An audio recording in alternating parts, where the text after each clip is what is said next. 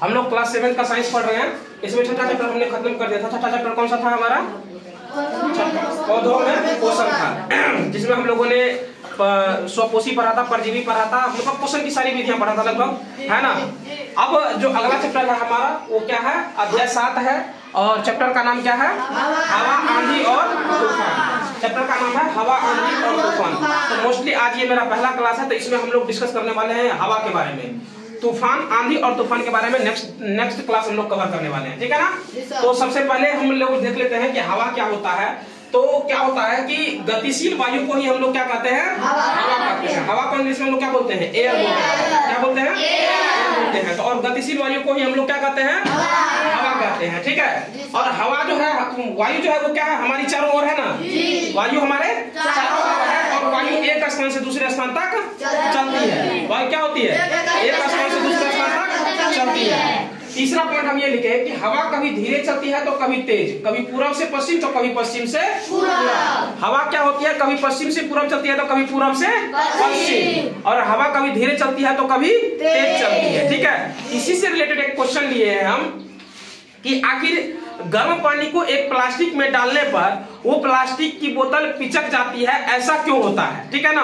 तो इसके लिए हमने एक क्रियाकलाप देखा। उसके लिए हमने क्या किया कि एक बोतल लिया, है ना, एक बोतल लिया और थोड़ा सा गर्म पानी लिया और थोड़ा सा हमने क्या किया, ठंडा पानी एक बाल्टी या मग में ले लिया, ठीक है ना। उसके बाद क्या किया हमने, गर्म पानी को हमने क्या किया, बोतल में डाल दिया और ढक्कन को अच्छे से लगा दिया। अब उस जो गर्म पानी जो बोतल में हम लोग डाले हैं, उस बोतल को हमने क्या किया, अचानक से ठंडा पानी में डुबो दिया, ठीक है। डुबोने के बाद क्या हुआ, जैसे ही हम बोतल को डुबोए तो क्या हुआ कि जो गर्म पानी था वो अचानक से ठंडा होना शुरू होगा, और ठंडा होना जैसे ही शुरू होगा तो वो क्या होगा कि पानी में परिवर्तित होगा, वाष्प क्या होगा, पानी में परिवर्तित होगा।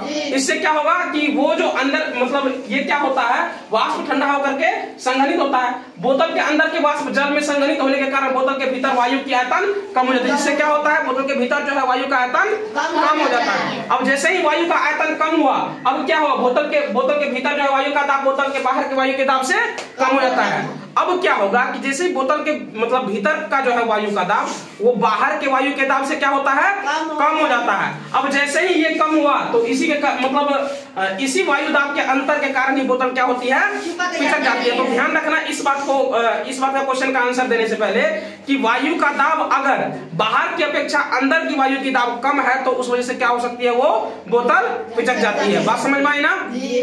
अब हम लोग एक चीज कहें कि अगर जल ज्यादा गर्म हो तो उसके कारण भी बोतल पिचक सकती है। देखो, अगर जल ज्यादा गर्म हो मतलब कि हम उसमें क्या लेते हैं, हल्का सा गर्म पानी ले लेते हैं, ऐसा नहीं कि बहुत ज्यादा गर्म पानी ले लेते हैं। अगर बहुत ज्यादा गर्म पानी लेंगे तो जैसे ही डालेंगे तो वैसे ही वो क्या हो जाएगा, पिचक जाएगा, ठीक है। लेकिन उस समय क्या ले लेते हैं हम लोग, थोड़ा सा ठंडा पानी ले लेते हैं, मतलब ज्यादा गर्म नहीं ना जाए ज्यादा ठंडा, हल्का सुसुम पानी ले लेते हैं, जिसके कारण हम लोग देख रहे थे क्या सही में ऐसा होता है कि वायु का दाब घटने के मतलब बाहर के वायु के दाब अंदर के वायु के दाब से अगर कम हो, मतलब ज्यादा हो तो क्या हो, बोतल पिचक सकती है क्या।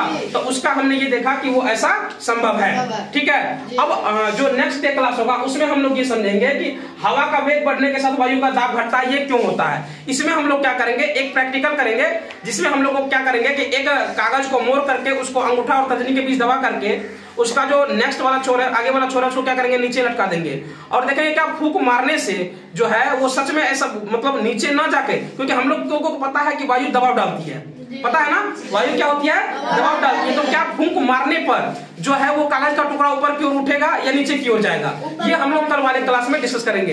तो इसमें एक ही चीज काम करती है कि हवा का वेग बढ़ने के कारण क्या होगा, वायु का दाब घट जाएगा, इस कारण से वो हमेशा ऊपर की ओर ही उठेगा। इसको हम लोग कल वाले क्लास में चर्चा करेंगे और उसका आंसर भी देखेंगे, ठीक है। फिलहाल आज के लिए इतना ही, हम लोग अगले क्लास में और चीजें डिस्कस करेंगे, ठीक है।